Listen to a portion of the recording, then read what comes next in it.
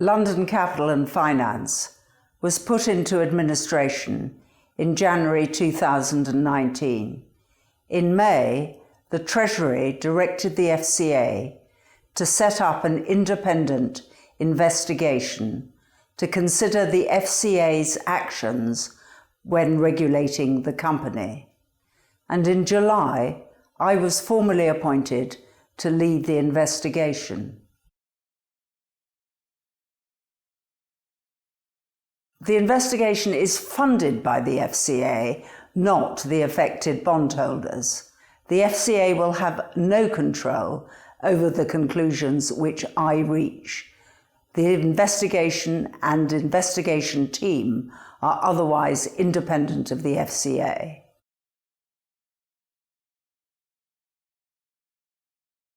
The investigation will generally examine the FCA's actions, policies and approach when acting as the regulator of London Capital and Finance.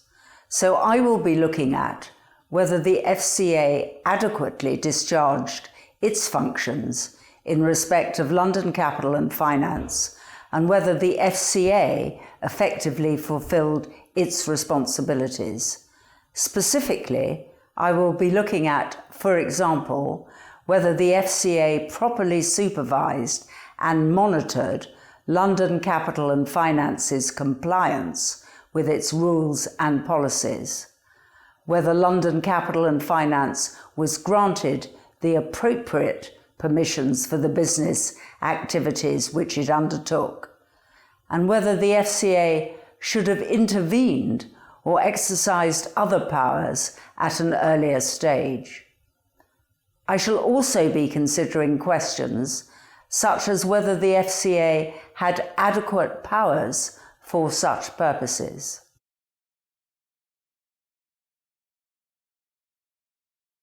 I am personally very conscious of the huge personal and financial impact on many of the London Capital and Finance investors as a result of the collapse.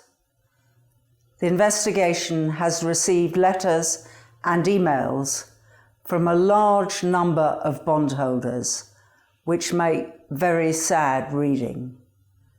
We recognise that some people have unfortunately suffered ill health as a result of the collapse. This investigation is specifically tasked to look into the conduct of the FCA in relation to its regulation of London Capital and Finance. This means that this investigation does not have the power to make the decision as to whether individual bondholders, or indeed certain classes of bondholders, will or should receive compensation. Nor is it for us to consider whether those involved in the collapse of London Capital and Finance have any criminal or civil liability attached to them. There is a parallel investigation run by the Financial Services Compensation Scheme, which is looking into whether there are any legal grounds for compensation by those who invested with London Capital and Finance.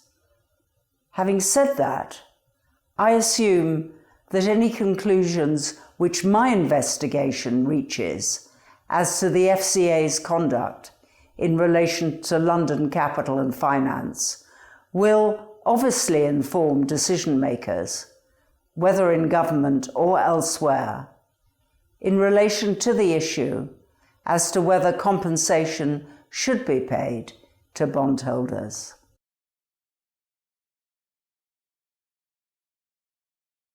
The investigation will take into account all matters that could be considered relevant. We have full access to all relevant documentation in the FCA's files and will be questioning individuals related to the conduct and discharge of the FCA's responsibilities.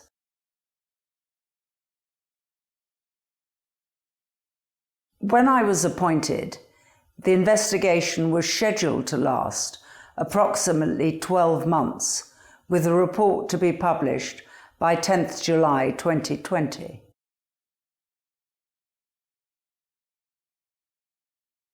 If anyone has information which they feel is relevant to the investigation, they can get in touch with us via email at independentInvestigation.londoncapitalfinance@fca.org.uk. This information will only be accessed by the investigation team and is not accessible by the FCA.